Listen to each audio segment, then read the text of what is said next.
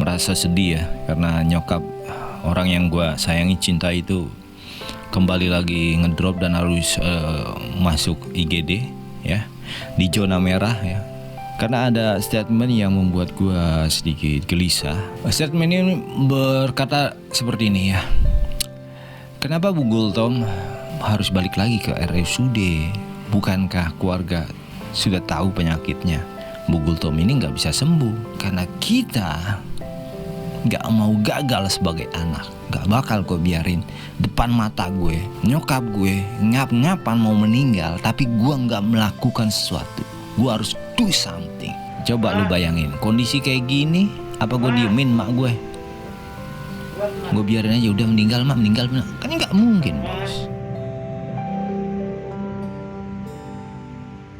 Ketemu gue di jalan misalnya, Be, semangat Be ya. Oke. Be, percaya Be, sembuh Be. Yap. Be, yang kuat Be, semangat.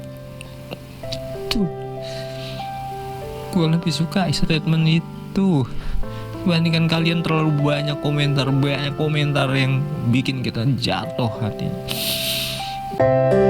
Ibu, engkaulah pintu surgaku. Diary Bu Gultom, pejuang kanker hati stadium akhir.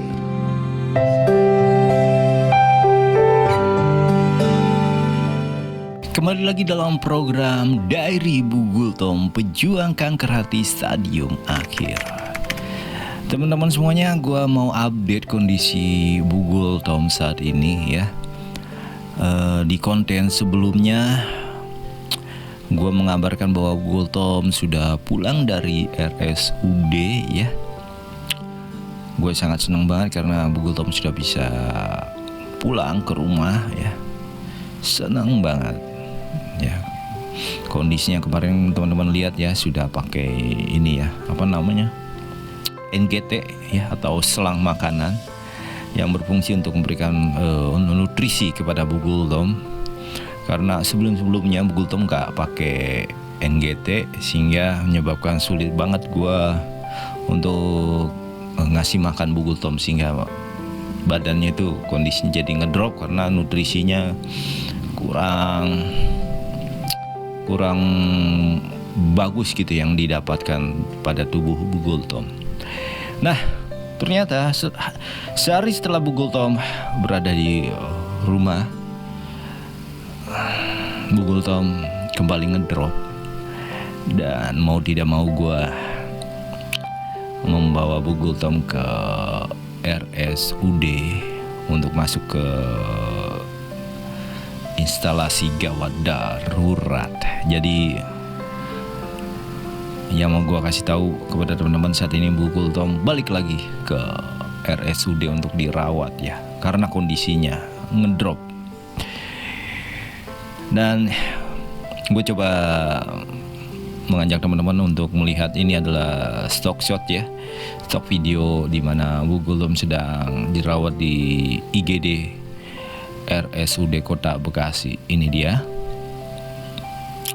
Melihat atau mengalami hal ini ya, gue sebagai anak merasa sedih ya, karena nyokap orang yang gue sayangi, cinta itu kembali lagi ngedrop dan harus masuk IGD ya, di zona merah ya. Zona merah itu ada zona hijau yang sakitnya masih nggak terlalu khawatir, zona merah yang berat gitu ya, ngeri dan sedih.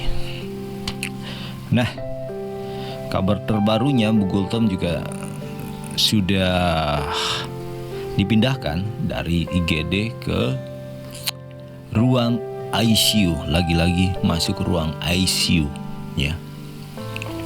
Jadi di IGD itu kita masuk malam malam hari sekitar jam 10 ya, jam 10 malam. Kalau nggak salah jam 11 lah ya, katakanlah jam 11 lah sampai di RSUD Kota Bekasi. Dan kita baru bisa masuk ruangan ICU itu pagi jam, kalau nggak salah jam 8 ya. Karena memang antrian ya, waiting list ya. Jadi Bugul Tom saat ini masuk ruang ICU atau dirawat di ruang ICU. Tapi ruang ICU ini beda gedung dari ruang ICU sebelumnya, di mana itu di gedung E. Dan para keluarganya gitu ya, para keluarga dari pasien yang dirawat di ICU itu nunggunya di basement kalau untuk di gedung E. Tapi yang di sini ini masuknya gedung apa ya? Gedung A atau gedung apa ya? Kayaknya gedung A lah, gedung di samping IGD gitu ya, ICU-nya. Nah, untuk ruang tunggunya memang tidak signifikan disediakan gitu ya.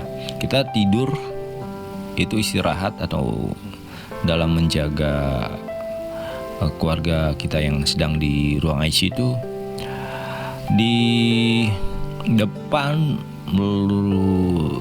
tempat laboratorium, kalau nggak salah laboratorium, dan juga berseberangan dengan radiologi. Jadi nggak ada ruang khusus, kita tidur di kursi-kursi yang buat menunggu ketika mereka para pasien-pasien keluarga pasien sedang nunggu hasil lab mau masuk ke ruang radiologi. Jadi kita tidur di tempat antrian lah, kursi-kursi itu. Nah, ini akan gue kasih lihat kondisinya tempatnya kayak gimana. Nah, ini dia. Nah, kita tidur di kursi-kursi ini ya. Nah, tuh ya. Nah, ruang ICU-nya di mana? Ruang ICU-nya ada di sebentar nih. Nih, pintu ini adalah menuju ke ruang ICU-nya seperti itu. Ini tempat kita beristirahat itu. Para keluarga pasien ini dingin banget karena memang menggunakan AC sentral ya. Dingin banget. Ada nyamuk, ada juga bos. Jadi gue mau bilang gini ya. Gue sadar lah nggak meminta agar pihak RSUD menyediakan ruang tunggu khusus, enggak, karena buat kita keluarga itu ngapain sih dimanjakan gitu, karena kita kan udah sehat gitu loh ya. Cuma gue mau bilang gini kepada mereka yang menunggu keluarganya yang sedang dirawat di ruang ICU, top Marco, top, perjuangan kalian luar biasa. Karena punya cerita ada di situ bapak-bapak yang dia bilang dia udah 1 bulan 1 minggu menunggu istrinya yang belum sadar juga dari tidurnya lah ya, belum sadar juga di ruang ICU 1 bulan. Gila, 1 bulan lama bos. Dia harus beristirahat di tempat seperti itu, dingin banget, dan tidurnya nggak nyenyak. Kenapa? Karena ya di situ ruangan orang mondar mandir, sehingga baru bisa tidur ya mungkin di jam-jam 1. Nah, dari jam 1 itu pas dia akan kebangun karena di situ dekat masjid ya, pasti di rumah sakit ada masjid. Nah, sholat subuh, ajan subuh itu ajan ya kenceng lah suaranya, memang bukan mengganggu tapi pasti akan kebangun. Nggak mengganggu, gue bilang nggak mengganggu, tapi pasti akan kebangun ketika ajan subuh, sehingga gue bilang tidurnya jadi kurang. Nah, setelah ajan subuh kan orang-orang pasti sholat subuh. Habis sholat subuh kan masih ada waktu tuh untuk tidur. Nah, itu pasti nggak bisa. Kenapa? Karena sudah berseliweran itu para perawat untuk persiapan bekerja gitu. Jadi jam 4:30 pasti udah melek semuanya. Makanya gue bilang salut buat kalian keluarga-keluarga yang sedang menunggu orang-orang tercinta kalian yang sedang tergeletak di ruang ICU. Nah, gue mau sedikit mengajak teman-teman untuk nantinya silahkan berkomentar ya, karena ada statement yang membuat gue sedikit gelisah ya dan sakit hati atas statement tersebut. Tapi gue nggak mau ngasih tahu ini statement keluarnya dari siapa gitu ya. Statement ini berkata seperti ini ya. Kenapa Bugul Tom harus balik lagi ke RSUD? Bukankah keluarga sudah tahu penyakitnya? Bugul Tom ini nggak bisa sembuh. Kenapa harus balik lagi kemari? Gitu ya. Kenapa harus balik lagi ke RSUD? Ini harusnya nggak terucap gitu ya. Karena statement yang bodoh saya bilang. Dibilang kenapa balik lagi ke RSUD? Ya karena emak gue ngedrop gitu loh. Masa emak gue ngedrop gue bawanya ke material? Nggak mungkin. Ya bawanya ke RSUD. Kalau mungkin ditanya, emangnya keluarga nggak tahu penyakit Bugul Tom nggak bisa sembuh? Tahu kok. Terus kenapa dibawa ke RSUD? Ya karena ngedrop. Buset. Kita ya, kami sebagai anak tahu banget Bugul Tom secara medis nggak bisa sembuh. Tapi masa iya depan mata kita ya, depan mata saya, emak saya udah nggak bisa melakukan apa-apa. Maksudnya nggak mau melakukan apa-apa gitu loh. Diemin aja. Udah mak, yo pak, meninggal mak, meninggal. Hello, gue sebagai anak gagal. Bukankah anak fungsinya itu adalah berbakti kepada orang tua? Salah satunya adalah merawat dia saat dia tidak sehat. Kan begitu. Nggak mungkin gue diemin mak gue depan mata gue. Ngedrop mak gue, ya gue bawa ke RSUD. Selanjutnya gue serahkan kepada para tim medis gitu loh, para pekerja medis, baik itu perawat, baik itu pun dokter. Jadi gue sudah melakukan kapasitas gue sebagai anak, yaitu gue membawa emak gue ke rumah sakit. Selanjutnya akan ditangani oleh perawat dan juga dokter, begitu. Bukannya gue diemin. Nih gue mau kasih lihat teman-teman, di mana gue ada stok gambar ya, stok video saat Bugul Tom ngedrop di ini episode beberapa gue lupa, tapi yang pasti ini adalah stok gambar ketika Bugul Tom akan masuk ruang ICU pertama di gedung E ya. Nah jadi ini kondisinya belum pakai NGT. Nah ini dia nih videonya nih. Nah, mak gue nggak merespon ini, ngedrop bos, ngedrop ini, mak gue nggak merespon. Ya, dan ini kondisinya ini gue belum beli oximeter, belum beli, jadi gue nggak ada barometer nih. Mak gue saturasinya berapa belum tahu nih, gue belum beli waktu menjelang mau masuk ke ICU, ruang ICU pertama gitu ya, ICU pertama gitu ya. Coba lu bayangin kondisi kayak gini, apa gue diemin mak gue? Gue biarin aja, udah meninggal mak, meninggal bener. Kan nggak mungkin bos, gitu loh.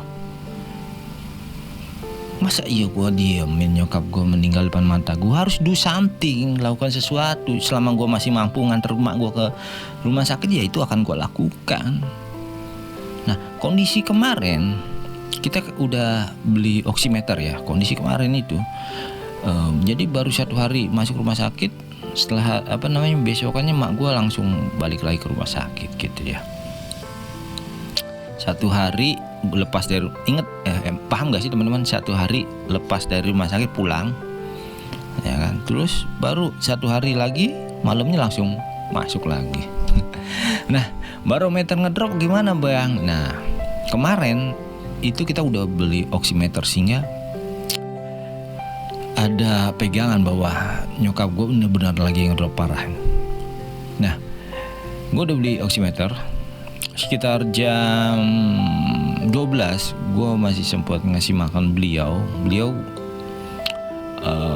posisinya sedang nggak sadar, maksud tidur gitu ya. Masih matanya merem, nafas masih aman. Nah, gue kasih makan. Nggak apa-apa tuh bang, nggak sadar. Nggak apa-apa karena kan pakai NGT selang makanan, jadi walaupun dia tidur juga masih bisa gue kasih nutrisi gitu ya. Nah sekitar jam 2 gitu ya, jam 2:30, 3, kok nafasnya beda nih nariknya.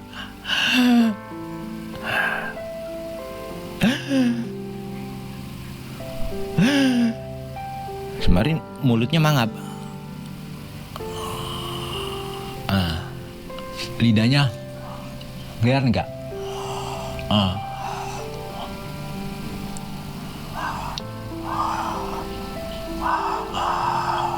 Kayak gitu. Oke, mangap dan lidahnya kayak gitu. Ih, nggak beres nih, gue bilang. Langsung buru-buru ambil oximeter. Karena sebelumnya gue coba bangunin gitu ya. Ma, nggak respon. Low respon kan gitu. Low respon, bukan low respon sih, nggak respon lah. Kalau low respon kan masih gitu ya. Ini nggak respon sama sekali. Ma, nggak nyaut gitu ya. Gua nih oximeter. Gua inilah langsung taruh ke jarinya gitu ya. Jarinya, nah nih lihat teman-teman, orang normal itu nilainya akan mana nih? Orang normal nilainya akan lama sekali. Coba akan seperti ini. Nah tuh 98 berapa tuh? 77 ya. Ini normal karena kondisi gue memang lagi sehat. Nah ini saturasi gue aman gitu karena memang gue sehat, saturasi gue 98 gitu ya. Nah saturasi Bugul Tom kemarin tahu berapa? 90. Bahkan sempet gue gonta-ganti tangan nih sampai ke 88. Yang bener nih, ganti lagi. 90, 91, turun lagi. Pokoknya 88, 9 naik ke 90, 91. 92 cuma sekali-sekali doang munculnya. Gua lari dong bos, cari oksigen yang nah, karena kita belum menyediakan oksigen tabung gitu ya. Lari ke apotek ambil, gua semprotin, set ya, oksigen yang sekali pakai gitulah. Oksigreen ya kalau nggak salah mereknya ya. Nah sembari oximeter gue pegang, set, gua taruh di jari beliau, set, sempat naik 94. Puji Tuhan, habis dong ini. Waduh nggak beres, turun lagi. Nggak beres nih, gimana nih ya? Langsung beli oksigen tabung, belilah oksigen tabung. Nah beli satu, nyampe di sini, pasang, spread, normal langsung napasnya, air saturasinya di angka 98, 99. Belum capai 100 karena memang gue sedikit gitu ya, ngehemat oksigen. Nah, habis itu udah berapa sejam lah, kok nggak sadar deh, naikin sedikit lah. Saya nyampe sampai si oximeternya menunjukkan angka 100. Udah nyampe 100 nih. Wah, puji Tuhan nih, mulai normal napasnya. Saturasinya mulai normal. Nafasnya pun enggak gitu. Ya. Tapi ini kan si tabung oksigen ini kan kagak bisa bertahan lama, bos. Cuma paling lama kan 3 jam. Yang kecil gue beli. Nah, waduh, udah mulai habis nih bang. Gimana bang? Udah, karena masih ada rezeki, usahain beli tabung satu lagi. Set, jadi 2 tabung. Tuh nyampe pasang yang ini yang udah habis, kita isi ulang. Ya kan udah normal nih saturasinya, tapi belum sadar. Tapi sedikit responnya mulai ada dikit. Ma, berapa kali doang baru itu udah berapa kali baru gitu. Dan berjalannya waktu, gue coba tes turunin oksigen, turun juga nih saturasinya gitu ya. Waduh, berarti harus kena si oksigen nih, ngedrop nih. Nah, rapatlah kita. Rapat, cuma gue, abang gue sama bokap doang kok rapatnya. Nih, mama ngedrop. Ini begitu habis nanti oksigennya, pasti ngap-ngapan lagi nih. Gimana keputusan kita? Udah bawa ke RSUD gitu loh. kita bawa, akhirnya bawa ke RSUD. Kita telepon teman yang punya ambulans, langsung dijemput bawa ke RSUD. Jadi gue mau bilang begini ya, kenapa kita bawa lagi ke RSUD meskipun kita tahu nyokap kita nggak bisa sembuh? Karena kita nggak mau gagal sebagai anak.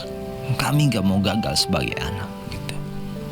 Gue, abang gue nggak mau gagal sebagai anak. Nggak bakal gue biarin depan mata gue nyokap gue ngap-ngapan mau meninggal, tapi gue nggak melakukan sesuatu. Gue harus do something. Kalaupun nanti meninggalnya di dalam ambulan, tapi gue udah melakukan sesuatu buat nyokap gue. Kalaupun nanti meninggalnya di IGD, gue sudah melakukan sesuatu buat nyokap gue. Kalaupun nanti meninggalnya di ICU, gue udah melakukan sesuatu buat nyokap gue. Jangan pertanyakan kenapa balik lagi. Oke? Sebagai anak, nggak mungkin membiarkan depan mata gue nggak melakukan sesuatu. Gue akan melakukan kapasitas gue sebagai anak. Itu yang gue bisa lakukan. Selanjutnya gue serahkan kepada mereka yang memang berkompeten dalam bidang kesehatan, baik itu perawat ataupun dokter. Gitu. Kebalik ya, baik itu dokter ataupun perawat. Karena dokter lebih tinggi. Wah. Begitu bos. Ya. Dan juga gue mau bilang begini. Kami sadar nih sebagai anak ini, kami sadar dan kami tahu bahwa secara medis nyokap gue nggak bisa sembuh. Gue terima dokter bilang Ibu Gultom nggak bisa sembuh. Gue terima omongan itu, oke? Dan gue percaya memang nggak bisa sembuh. Tapi gue lebih percaya dengan dokter di atas dokter. Siapa? Yaitu Tuhan Yesus. Gue ini orang yang memiliki agama dan percaya kepada Tuhan yang gue sembah. Salahkah hal itu? Gak salah dong. Gue lebih percaya Tuhan. Oke, secara medis memang gak bisa sembuh, tapi yang gue yakini, dokter di atas dokter, tabib di atas tabib, cuma satu yang bisa melakukan tersebut. Semuanya bisa sembuh jika kalau dia inginkan, yaitu Tuhan Yesus. Bisa dibilang ya, gue sedang menanti mujizat. Meskipun nanti mujizat itu gak terjadi, tapi gue tetap percaya mujizat itu ada. Karena ada statement yang bilang mujizat itu gak ada. Hello, mujizat itu ada. Dan gue percaya akan itu.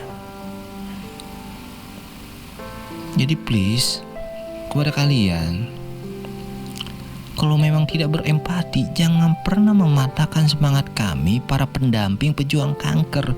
Jangan pernah membuat kami menjadi down. Jangan pernah membuat kami menjadi jadi sedih, jadi kacau otaknya gitu loh. Kalau kalian gak berempati, diem aja, udah silent. Diem. Oke? Yang kami butuhkan cuma dukungan. Semangat ya. Itu udah besar banget. Semangat semangat luar biasa loh. Oke, nggak usah banyak komentar, nggak usah. Kenapa dibawa ke sana lagi? Nggak usah gitu. Nggak usah banyak komentar. Ketemu gue di jalan misalnya, semangat ya. Oke. Percaya sembuh Yap. Yang kuat semangat. Tuh. Gue lebih suka statement itu dibandingkan kalian terlalu banyak komentar yang bikin kita jatuh hati, bikin down gitu lah.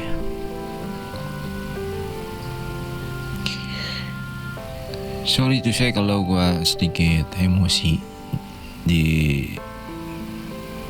konten video yang ini, karena ya inilah yang gue rasakan dan yang terjadi pada hidup gue. Ya begini, ya yang tadi gitu ya, nggak gue buat begitu teman-teman. Oke. Gue akan update terus perkembangan Bugul Tom. Terima kasih buat kalian yang sudah berempati kepada nyokap gue. Terima kasih banyak. Salam sehat selalu buat kalian, dan gue ingatkan juga buat semuanya teman-teman, jangan lupa untuk menjaga kesehatan kalian. Terima kasih. Ibu, engkaulah pintu surgaku. Diary Bugul Tom, pejuang kanker hati stadium akhir.